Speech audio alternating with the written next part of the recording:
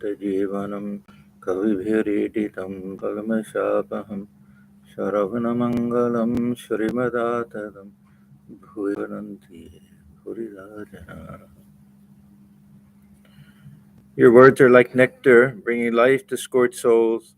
They are praised by poets and remove all sin. They are auspicious to hear, wonderful and exalted. Those who spread these words throughout the world are truly giving souls. Welcome to our class on the Gospel of Ramakrishna. We are on the chapter Festival at Surendra's house, and the date is Friday, June 20th, 1884, and we're in the middle of page 460.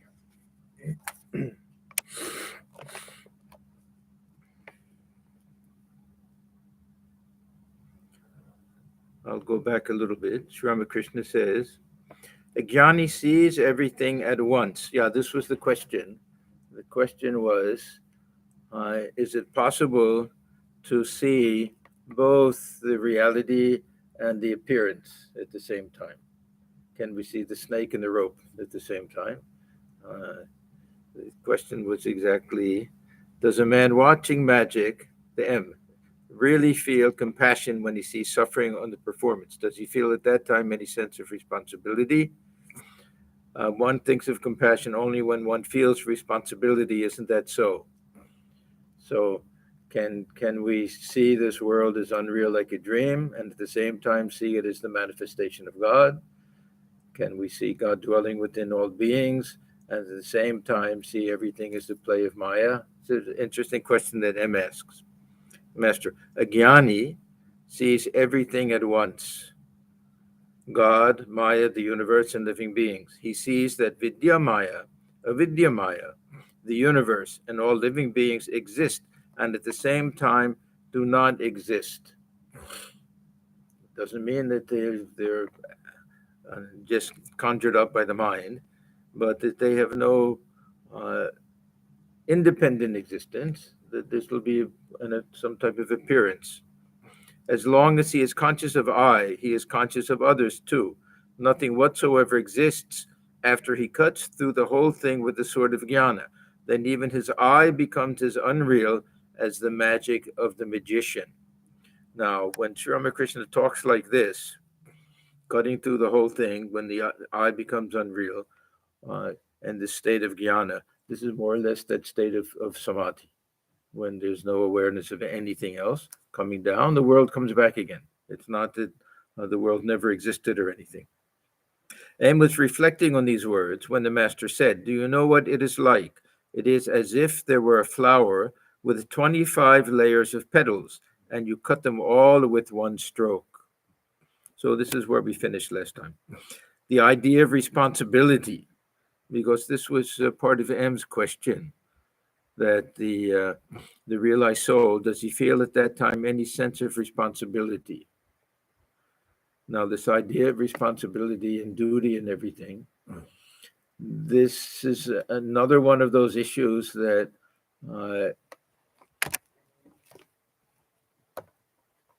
has two sides to it. That if we look at Gita, then we can realize God through the performance of duty. And when we look at Swamiji, there'll be times when he'll say things like, oh, this midday scorching sun of duty. What a horrible thing to feel that we're restrained, we don't have our freedom, that we have to do certain obligations and things like that. It takes away the sense of the freedom of the self. So the sense of duty and responsibility means some identification with the lower self. But at the same time, through that sense of responsibility and performance of duty, this karma yoga, that one can realize God. So we have the two sides to this whole thing. Now he's talking about this feeling of obligation, and if we look at the even old Vedic tradition, this idea of arena, debt. It sounds like a terrible thing. We come into this world. We already owe money. Huh? We haven't done anything, but we have a debt to pay. That sounds like a terrible thing. from that point of view. From the other point of view, that we feel a sense of gratitude, we want to give back. So it's, this Pancharina idea is a nice idea.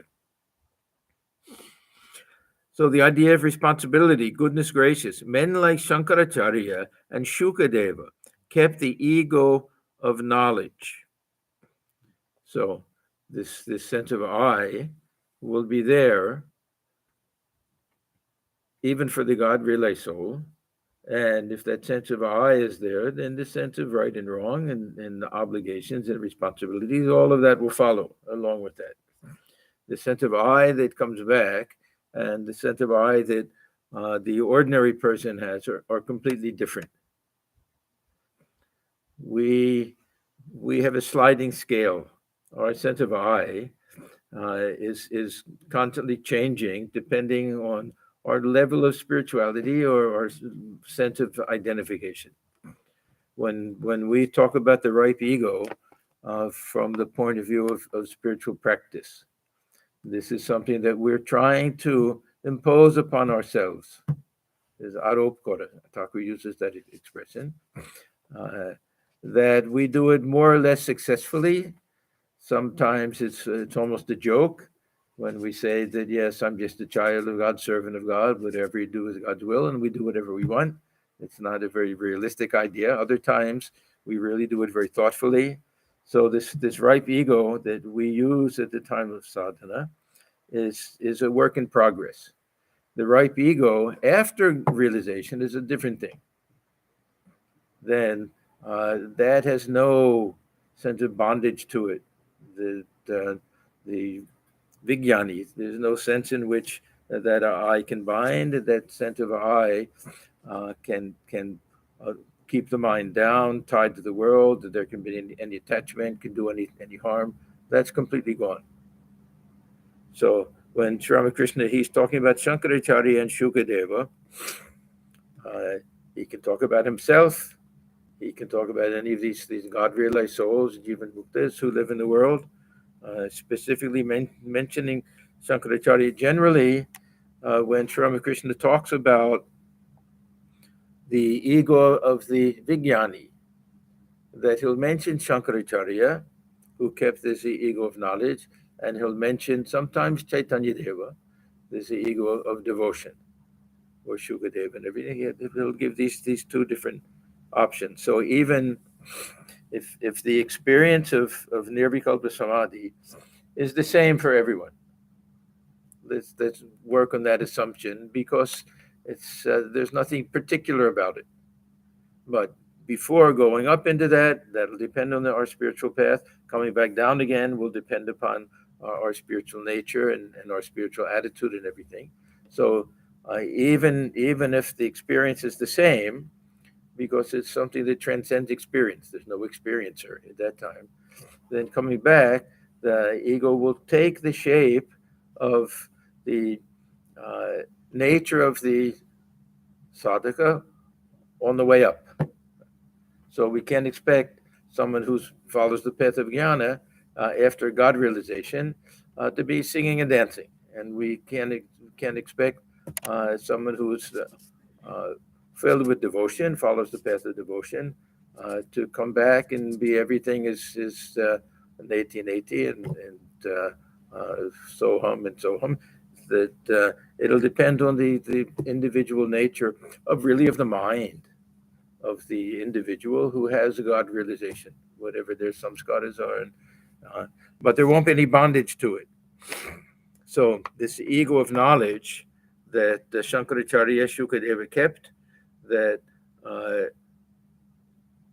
sometimes Thakur says it's the appearance of the ego. Or is this like a stick or a rope on water? Theirs is like a mark on water. But there's an appearance. It looks like it. Like the burnt string, it looks like a string. Or this golden sword. It looks like a steel sword, but it can't be used in battle. You can't fight with it. So men like Shankaracharya and Shukadeva kept the ego of knowledge. It is not for man to show compassion, but for God. Now, this is sometimes an issue of that's a little confusing. What does Thakur really feel about daya? Daya means compassion. And again, there's a scale of things. There's a scale that if we want to compare Daya to Maya, right, then Daya is good, is much better. If Maya means attachment to uh, near and dear ones, our own family members, our own clan members, whatever, then Daya means that same love and attachment for everybody. So then it's a good thing.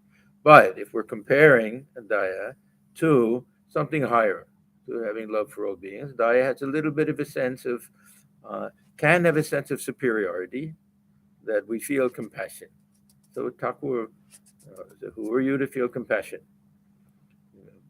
This was one incident that took place that left a very deep impression on Swamiji.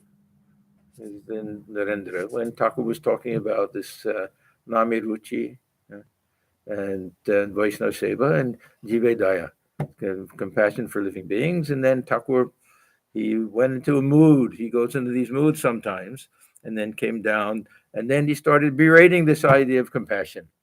Yeah, who are you? You like little ants crawling on the ground. Who are you to show compassion to anybody? And they said, but not compassion, but love, something higher. So Swamiji, uh, after they left the room, he was there. Probably, I think Sharat Maharaj, Sharat with some of the other devotees were there. And Swamiji said, "Did you hear what Thakur said?" They said, "What did he say? Did you hear that wonderful thing that he said?" He said so many wonderful things. They didn't leave any impression on anybody but Narendra. And then he said, "No, this wonderful idea of uh, this Advaita Vedanta, this oneness, putting it in practice and having real love and compassion for all beings, that this is the idea. If I get a chance, I'll spread this throughout the world." So Swamiji asked Narendra, he was so impressed with that idea. So one feels compassion as long as one has the ego of knowledge. So this compassion that one has with the ego of knowledge, this is a good thing. It's a good thing. Compassion, what does it mean? That we feel for other people. It doesn't mean that we pity other people. Then then we can understand there's some ego behind it. But if we look at this Daya from the highest point of view, then it's a good thing. We all want to be compassionate people. We want to feel for other people. We don't want to be cold and hard-hearted people. If that's the opposite of Daya, that we don't want. If the opposite is Maya, then this compassion is a much better thing. But Thakur is emphasizing this idea that it's a privilege to serve other people, that we should do it as a type of worship, that it should be based on prema, not based on Daya. It should be based on love, and that we should feel gratitude for those that we were able to help. So Swamiji took all of these ideas, and this became practical Vedanta for him. This was his karma yoga is really practical Vedanta. It's different from ordinarily karma yoga. It's a preliminary yoga that we use to purify the heart for Swamiji. No, it was turn your relationship with others into a type of worshipful relationship, and feel gratitude and feel privileged to be able to serve other people. So everything Swamiji got, we'll hear about this during the retreat, but everything Swamiji got was from Sri Ramakrishna. We find little things that sound different sometimes, but really, if you go a little beneath the surface, you'll find that everything. Even Holy Mother sometimes will say that how Thakur talks about no one is your very own, and Holy Mother is no, the whole world is your own. We'll see Thakur himself says that no one is a stranger. So we have to look at all the different times that he says things. He has his own reason for saying things at different times. We know that. So one feels compassion as long as one has the ego of knowledge, and it is God himself who has become the ego of knowledge. So this is the only way that the Vijnani can live in the world. This ego, we sometimes think of this ego only in terms of Maya, only in terms of bondage, only in terms of ignorance and false identification. But the ego simply means how we look upon ourselves. And if we know that we're the self, or we know that we're a child of God, then this ego, sense of ego, is in tune with reality. When the sense of ego has everything to do with superficial external things, then it's based on the ignorance and false conception of things. So Thakur very often says it's the Divine Mother herself who gives this feeling of responsibility, not for the God realized, so the ordinary person. Suppose we start going around saying, Shokali Tomari Icha, everything is your will, Mother, I don't do anything, I do whatever you make me do, and then we do all sorts of nonsense, then it'll be just a complete travesty of the teaching. So Thakur says Divine Mother herself will keep this feeling of I so that we take responsibility for what we do. And without this feeling of I, we won't take responsibility for spiritual practice even. That we have to feel that we're in a state of bondage first before we will strive to get out of it. We have to feel that we're responsible for our action. If we reach a stage higher on when we see, that was all a play. Okay, it's a play, but we have to go through it. We have to go through it. The bird on the mast, he could just say that I'll just stay on the mast. Perfect surrender. That doesn't work. He has to fly in every direction. He has to put forth all effort, and flying in every direction realizes that self-effort has a limitation, but the Sharanagati doesn't come without this exhausting every effort. So there's a purpose for that. It's not just flapping our wings or spiritual practice. We shouldn't think that. That it's just to prove that we can't do it on ourselves. It's not just that. That while we're proving that, we're also transforming ourselves. We should at least feel that or try to do that. So these are all very important ideas. Let me read this small paragraph again. The idea of responsibility, goodness gracious. Men like Shankaracharya and Shukadeva kept the ego of knowledge. It is not for man to show compassion, but for God. So this is a way of teaching humility. We don't have to get too philosophical about it. We can simply have a little humility and not feel that, oh, how wonderful I am that I'm able to help so many people and everything. So at least at that much we can understand. It is not for men to show compassion, but for God. One feels compassion as long as one has the ego of knowledge. So this feeling of compassion is not wholly based on ignorance. It can be this feeling of oneness with other people also. And it is God himself who has become the ego of knowledge. Very hard to understand what he means here. Who has become the ego of knowledge. We can say at the very least, who's placed that feeling within us. You may feel 1,000 times that it is all magic, but you are still under the control of the Divine Mother.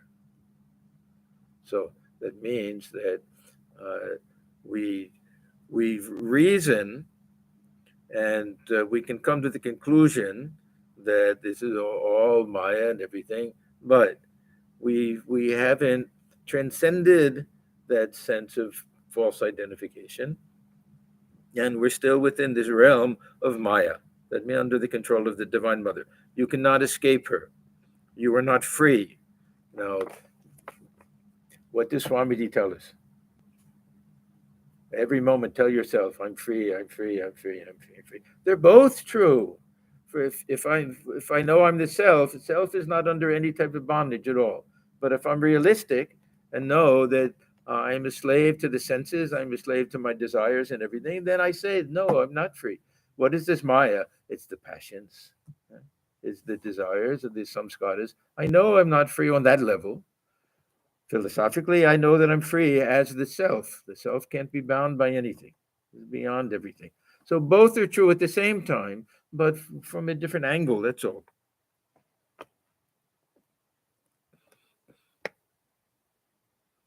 You are not free. You must do what she makes you do. Now, again, if we take this as whatever I do is the will of the Divine Mother, then we'll get in trouble. If we take this that yes, I'm under the bondage of Maya, which means that I'm not free to act very intelligently, that I act according to uh, these desires and these samskaras and the passions and everything, and then we can say that we're under the or within the jurisdiction of Maya. So that Maya here doesn't have to mean will of the Divine Mother. It can simply mean that we're not under control of ourselves, that the mind is still in a very unripe state where our decisions are all colored by our desires and colored by these old impressions and everything, and doesn't allow us to make very clear, sharp, intelligent decisions.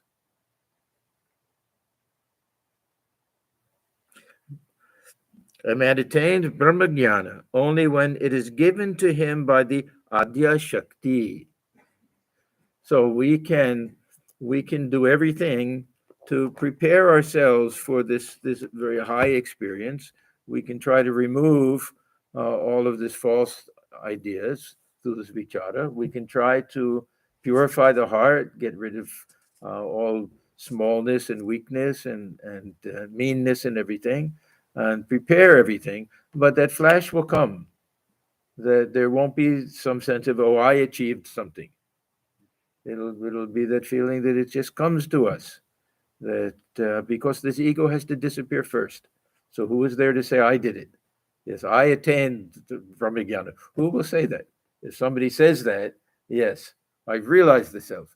They can say it, of course, if that sense of I is really the real sense of I. But if it's this ego sense, then we'll know that something is wrong there.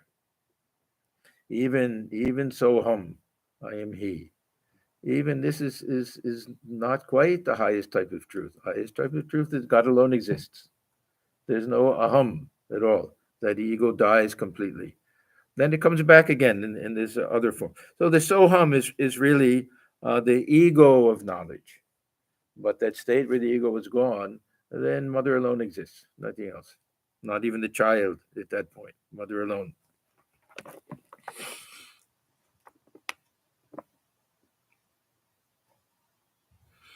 Then again, the same Adya Shakti. Adya Shakti, another name for the Divine Mother, primal energy, we can say. With the help of the Adya Shakti, God sports as an incarnation. God, through his Shakti, incarnates himself as man. So Sri Ramakrishna, he uses different language. Sometimes we like to make philosophical distinctions. I mentioned many times this idea that Brahman has become everything. And then other times Adya Shakti has become everything. Then sometimes the Divine Mother, sometimes Brahman, sometimes Ishvara. He'll use different language because he's not a professor in a college. That you have to know this means this and this means that. He simply means this is a manifestation of the divine. But he will say that this avatar is a manifestation of Shakti, the divine power. This is that power because really this Nirvikalpa Brahman, it doesn't do anything, it doesn't manifest. It's together with the Shakti that it manifests as the whole universe, but in a special way as the avatar. So with the help of the Adya Shakti, God sports as an incarnation. God, through his Shakti, incarnates himself as man. Then alone does it become possible for the incarnation to carry on his work, or her work, we might say. Everything is due to the Shakti of the Divine Mother. So this is the way Thakur explains that this concept of Brahman as actionless is an incomplete concept. If we think of Brahman as only impersonal absolute, he says we have to look at both sides. That which is nirguna is also saguna. That which is nirakara is also sakar. That which is impersonal is also personal God. That these are the different aspects, and if we only take one aspect, then we're not getting the full weight. He uses that type of language in different places. Everything is due to the Shakti of the Divine Mother.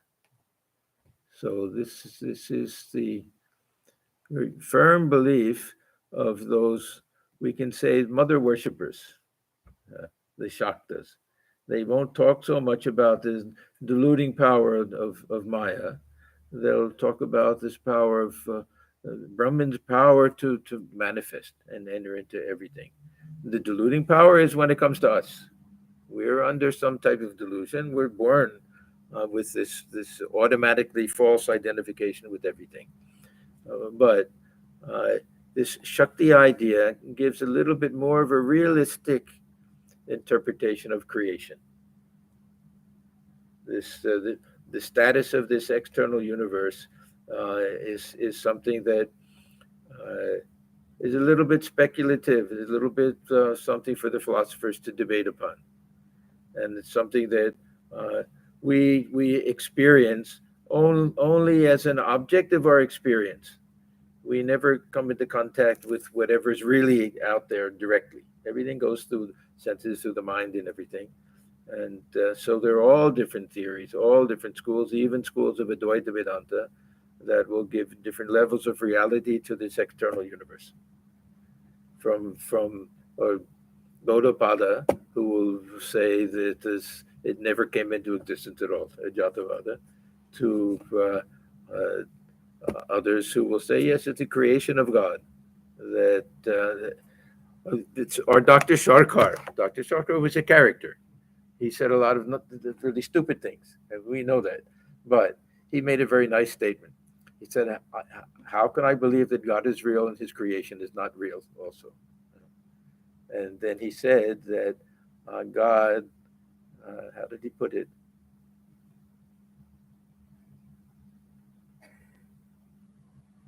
Something about God. From the mental side creates human beings, from the physical side creates this universe. Something like that. Anyhow, this. If we want to make any distinction between these different schools, then it'll be, a lot of it will be, what is the status of this external universe? And for Sri Ramakrishna, it's a bit of a dead end question. He doesn't emphasize it very much. At the most, he'll say that the Jnani likes to look upon this world as a dream. And sometimes he'll say that my attitude is different. I like to look upon it as the Aishwarya, as the glory of the Divine Mother, manifestation, glorious manifestation of the Divine Mother. And sometimes he'll say, I don't like to look upon this world as unreal like a dream. He doesn't say that it's false. He doesn't say that that's not a legitimate point of view.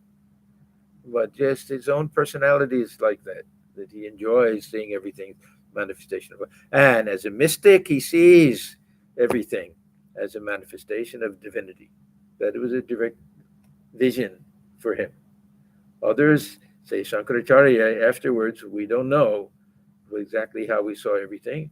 Maybe things were dreamlike for him, and that's perfectly fine for a Vijnani of the philosophical nature. Because still we're back in the mind. It's still a human mind, transformed, perfected somehow, but still a human mind. Yeah. What about Thakur's view on Sankhya philosophy? View of Sankhya philosophy. Yeah, the Shakta school is based on a lot of this Purusha Prakriti idea of this union of the male and female aspects. They're very similar. They're very similar. The only real difference is Sankhya, we know, doesn't want to tie the two of them together too closely. They're very content to say that they're two separate categories, that nature is, of course, dependent upon this Purusha, but still it has its own type of independence. Otherwise, there's a great deal of similarity that Thakur talks about. Everything is the union of the male and female aspects. So, yeah, Vedanta in general, the Upanishads also, freely borrow from Sankhya philosophy. There's such a nice interplay between even in the Upanishads with the gunas and other things. We see that they're not such separate, independent schools.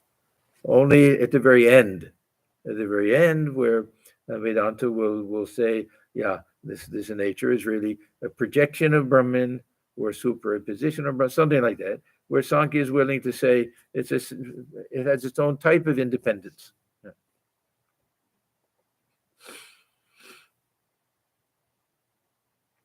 When anyone asked the former manager of the temple garden a great favor, the manager would say, come after 2 or 3 days. He must ask the proprietor's permission. So, all under the sway of the Divine Mother. That means that at any moment, if she likes, we can go back into confusion. We can forget our nature.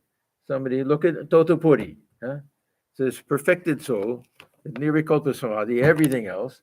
But the moment of the Hridoy, he tries to get some of this sacred fire to light his tobacco, he goes into a rage. This is Totapuri. So Thakur starts laughing. He said, just now you're telling me everything is unreal like a dream, and just because he wants for the fire, you go into such a rage. So this mind, anything, Divine Mother, we every second we have to pray for grace, the Divine Mother, that we don't let this ego take over and this pride and arrogance and passions and all of that. So where is that great independence and self-control that we have only as the Atman? And if we like to think of ourselves as a servant of God, there's certain strength that comes from that, but the strength only comes from the master. We get fired, then where's our pride? That, yes, I serve the president. I'm a big shot and everything. And then what Thakur says, he gets kicked out. You can't even take he says, your worthless mango chest with you.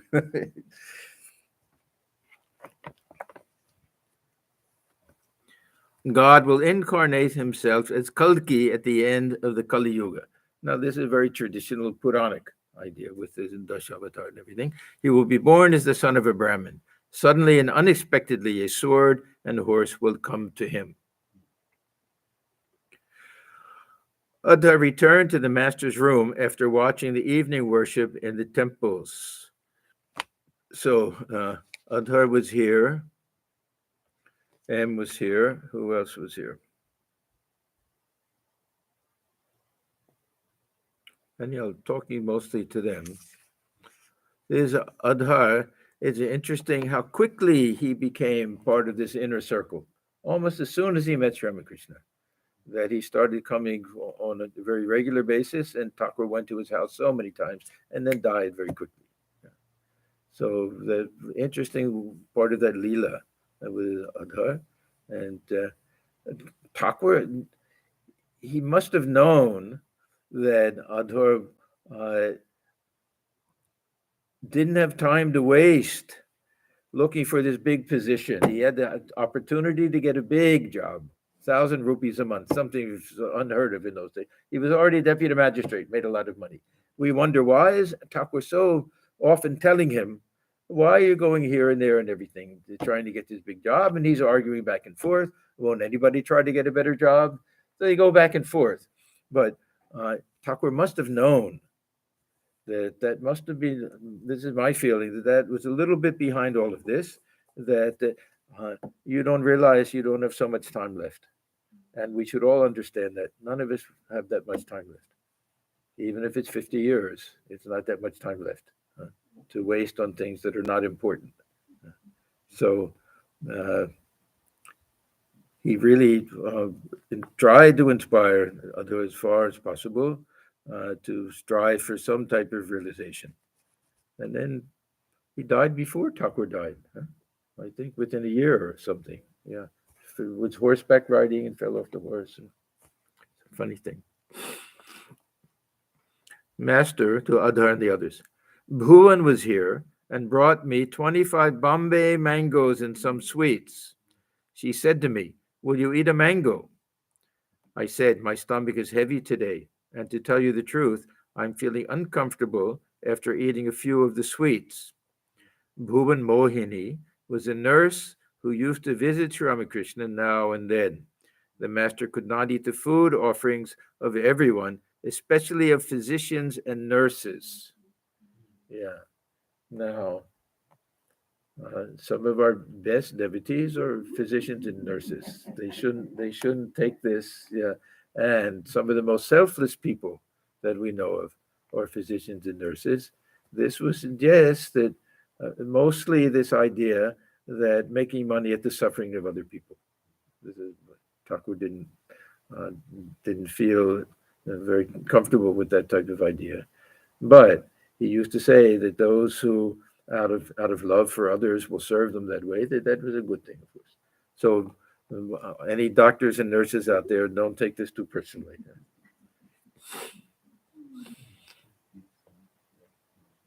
It was because they accepted money from the sick in spite of the suffering of these people. They had to. This was their job. And for some of them, it's also they're born into it. Vaidyas and others. This is kind of a caste. They're expected to be doctors. Master. Keshav Sen's mother, sisters, and other relatives came here. You remember earlier that he was in Surendra's house, and I think it was Girish. Somebody said to him, "You better go quickly. That Keshav's mother will come because Keshav had just passed away recently." And Thakur said, "Don't rush me. I can't go so quickly," because he was concerned about this is Surendra. His feelings could get hurt very easily. And Thakur also loved him very much. And he said, they'll be okay there. I'll get there. So he went back there. Now he's saying, I had to dance a little. He's making light of it, but he actually had great respect that Keshav's mother was a great devotee. And Keshav came from a very devotional Vaishnava family. And it's a little bit surprising that he followed the path that he did, which was so westernized and everything. But Thakur appreciated the family, and she was very devoted to Thakur also. What else could I do? They were so grief stricken. So this is the end of the chapter, Festival at Surendra's house. Next is chapter 24, Pundit Shashadhar. Wednesday, June 25th, 1884. It was the day of the Rath Jatra, the car festival of the Hindus. At Ishan's invitation, Sri Ramakrishna went to his house in Calcutta. For some time, the master had had a desire to meet Pundit Shashadhar, Tarika Chudamani, who had been staying with one of Ishan's neighbors. So it was decided that he would visit the Pandit in the afternoon. A few devotees, including Hazra, accompanied the master to Ishan's house. Ishan is another great devotee of Sri Ramakrishna. Who Ishan and Adhar, both of them, if we don't know the backstory, we think that Thakur is not so impressed. Ishan is the one who gets the worst possible scolding, and one of the best teachings that we have, a whole chapter on advice to Ishan. But Thakur loved him very much. He was very devoted to Sri Ramakrishna. He was a very, very generous man. Swamiji Narendra was a frequent visitor to the household. He was good friends, and classmate of one of the sons, and it was a good family. And Thakur also went to his house very often. So Ishan had invited one or two Brahmin scholars and a devotee who followed the tantric method of worship. Srish and Ishan's other sons were also present. The master noticed that the tantric worshipper had a vermilion mark on his forehead and smilingly said, I see he is branded.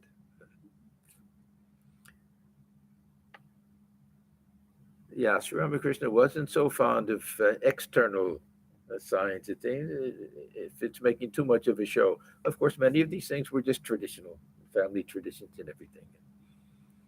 In South India, especially this Alasinga, that he had the big marks and from the Ramanuja tradition. Huh?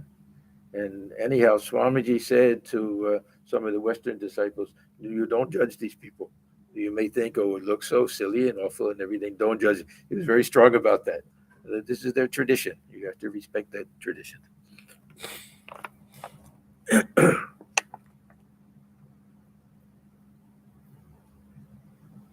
After a while, M and Narendra arrived and bowed before Sri Ramakrishna.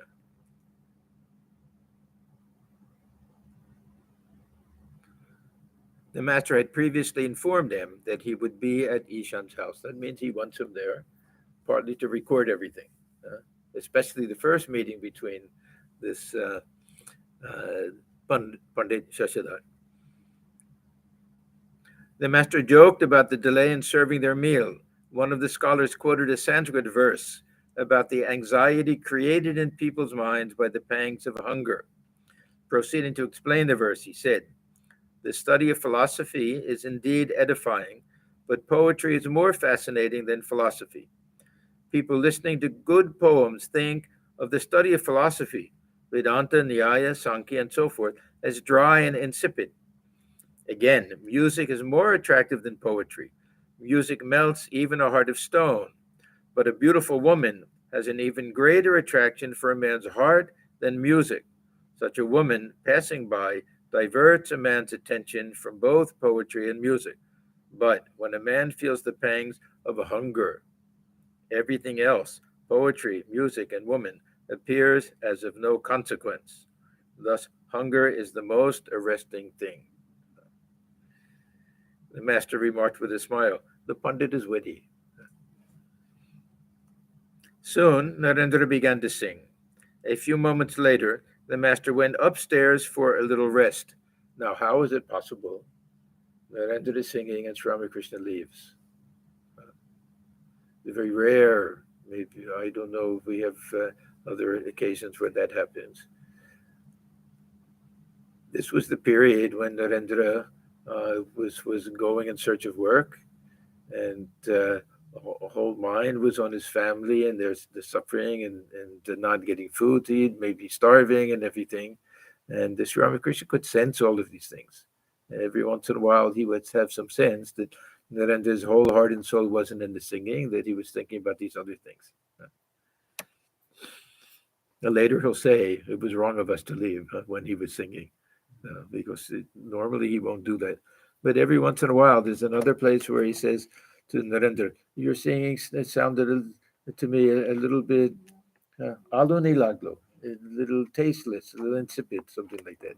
Yeah. And Narendra was embarrassed. It'd be the same thing because he was going through so much.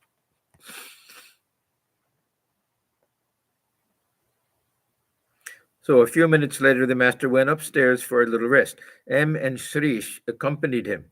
M introduced Shrish to the master, saying, "He is a scholar and a man of peaceful nature. We were fellow students in our boyhood.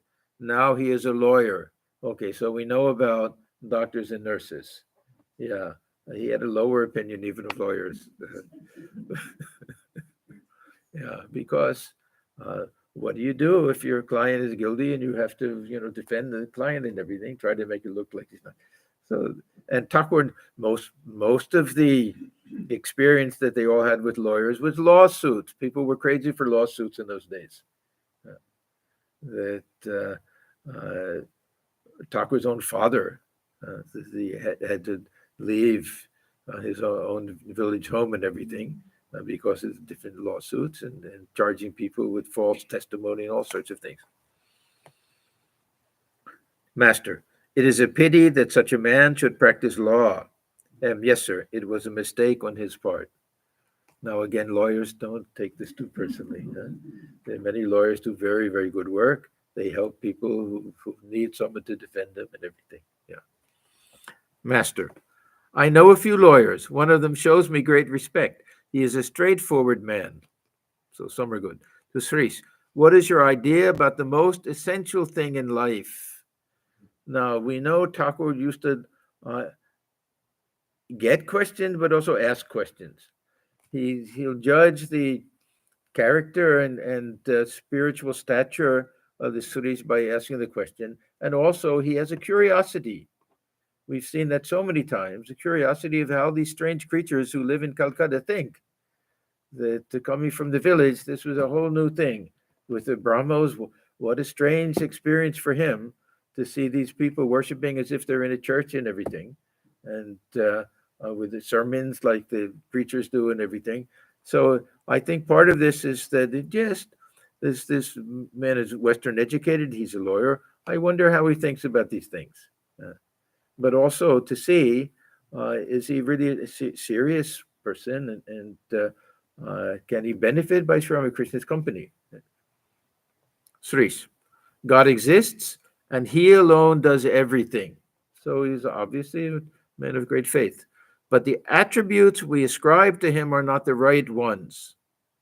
How can a man conceive of him? His nature is infinite.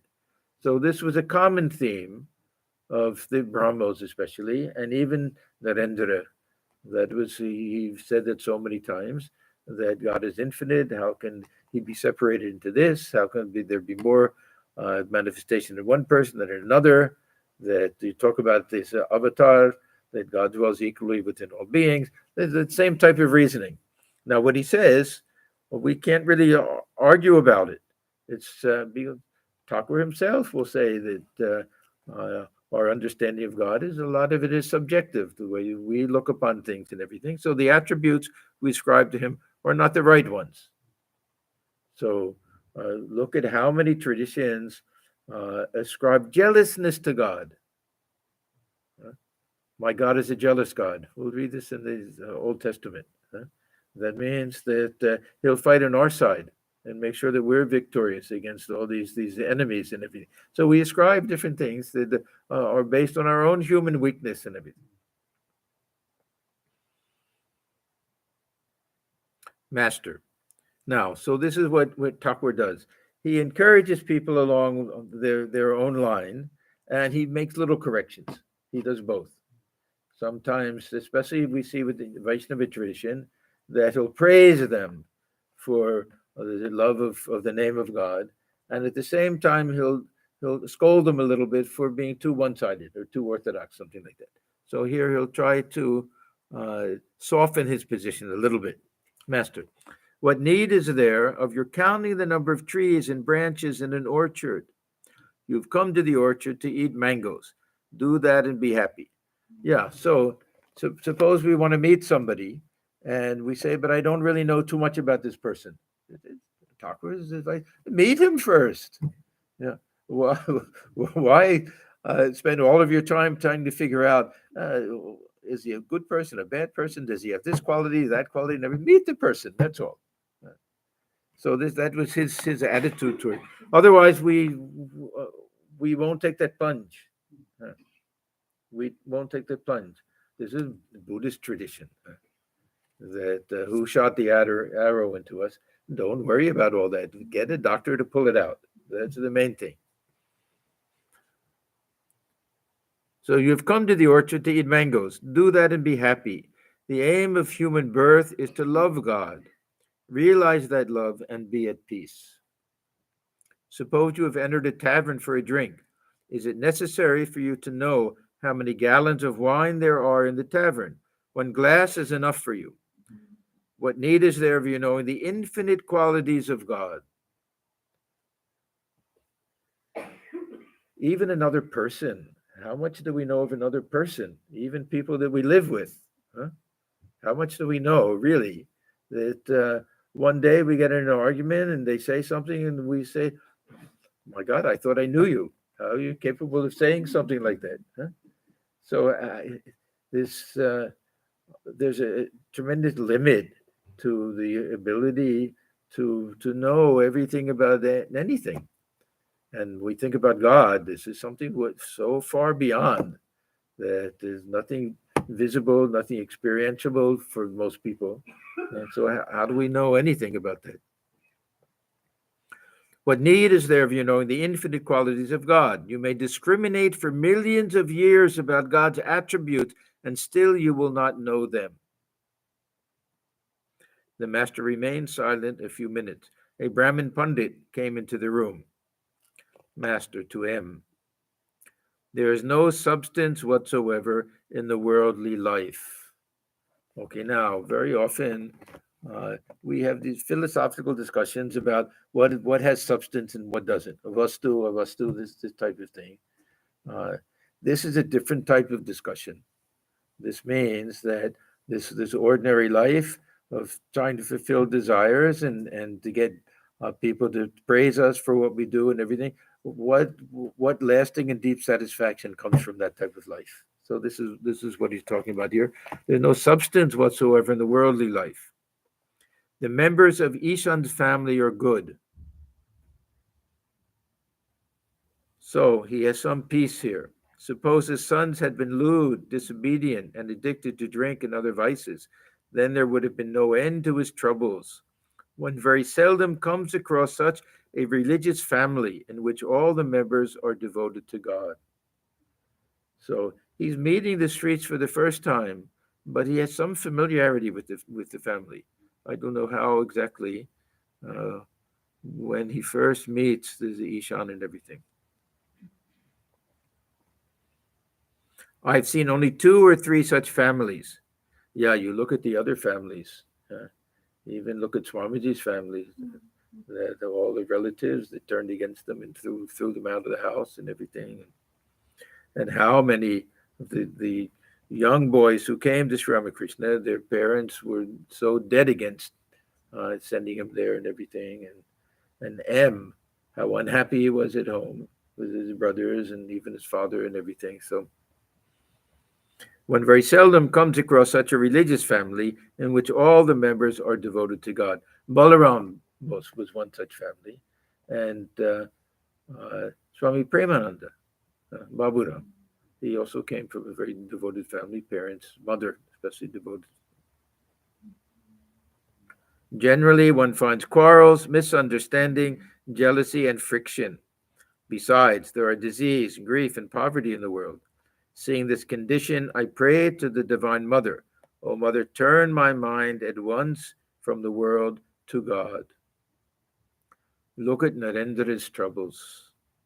His father is dead, and the members of his family are starving. He's been trying his utmost to secure a position, but he has not yet found one.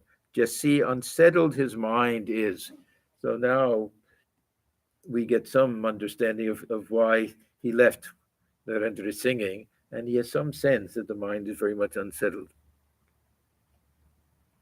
To M, you used to come to Dakshineswar very frequently, but why have you become such a rare visitor? Now he's poking him. Perhaps you have become particularly friendly with your wife. Is it true? Why should I blame you?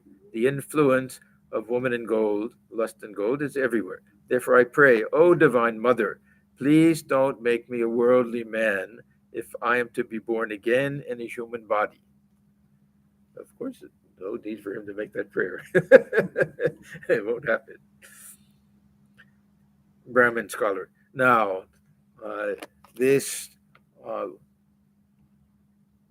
householder stage of life, Garhastya, this Garhastya stage of life is praised in the scriptures. This is the stage where we fulfill our duties in society. It's a wonderful thing. Everybody agrees it's a wonderful thing. And these pundits will especially say how the scriptures praise it and everything. They'll get very offended when Thakur talks too much about this renunciation.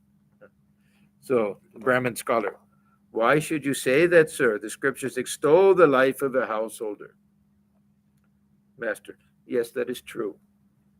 So, we can't expect everybody to from this student stage to just say, no, I have no interest in the world, I'll renounce it. First of all, the world will come to an end. So Thakur says the Divine Mother's play, that will stop. So this stage of life theory is very important. And the householder is the one who represents the fabric of society. That with all the different things that have to be done, different occupations that have to be done, it has to be the householders. They're the ones who have to raise children who can become sannyasinis also, and can lead a spiritual type of life. So they play a very, very important role, probably the most important role. One becomes a sadhu, then it's mostly for his or her own benefit at that point. But the householder, it's for all of society and keeping the family together and society together. So he says, yes, it is true, but it is very difficult to lead the true life of a householder. So that means that having almost no self interest in anything is a very high standard for the real uh, pious householder, that everything is done as an offering. Uh, Everything is done as service. Nothing is done with any selfish motive in mind. A very high bar for the real householder. So it is very difficult to lead the true life of a householder to him. How wrong of us. Now he's talking about the singing. They are singing, especially Narendra, and we have left the room.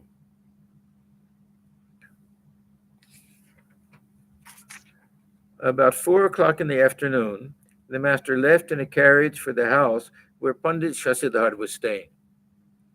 As soon as Sri Ramakrishna, this is all in that area actually where Sri Ramakrishna lived with his elder brother earlier, near M's house, near this Siddheswari Kali temple, that same neighborhood. As soon as Ramakrishna got into the carriage, he went into samadhi. His physical frame was very tender as a result of the austerities he had undergone during the long years of his spiritual discipline and his constant absorption in God consciousness. The master would suffer from the slightest physical discomfort and even from the vibration of worldly thoughts around him. Once, Keshav Chandra Sen had said that Sri Ramakrishna, Christ, and Sri Chaitanya belong to a delicate species of humanity that should be kept in a glass case and protected from the vulgar contact of the world. It was the rainy season, and a fine drizzle of rain had made the road muddy. The sky was overcast. The devotees followed the carriage on foot. As the carriage stopped in front of the house, the host and his relatives welcomed the master and took him upstairs to the drawing room. There the master met the Pundit.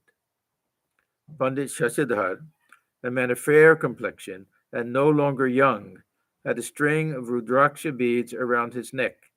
He was one of the renowned Sanskrit scholars of his time, a pillar of Orthodox Hinduism, which had reasserted itself after the first wave of Christianity and Western culture had passed over Hindu society. His clear exposition of the Hindu scriptures, his ringing sincerity, and his stirring eloquence had brought back a large number of the educated young Hindus of Bengal to the religion of their forefathers. The Pandit saluted the master with reverence. Narendra, Rakal, Ram, Hazra, and M, who had come with the master, seated themselves in the room as near the master as they could, anxious not to miss one of his words. Okay, then we'll start after this with Thakur's conversation with Pandit Shashadhar. So we're going to stop here in the middle of page 464.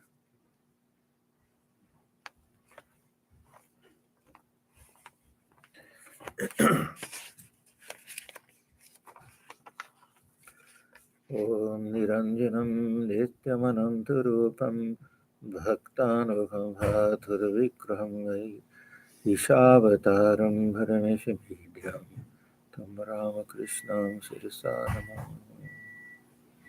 We bow our heads before Sri Ramakrishna, who was stainless, of infinite nature, whose heart melts in sympathy for his devotees, who is an embodiment of the divine and the Supreme Lord, and ever worthy of our worship.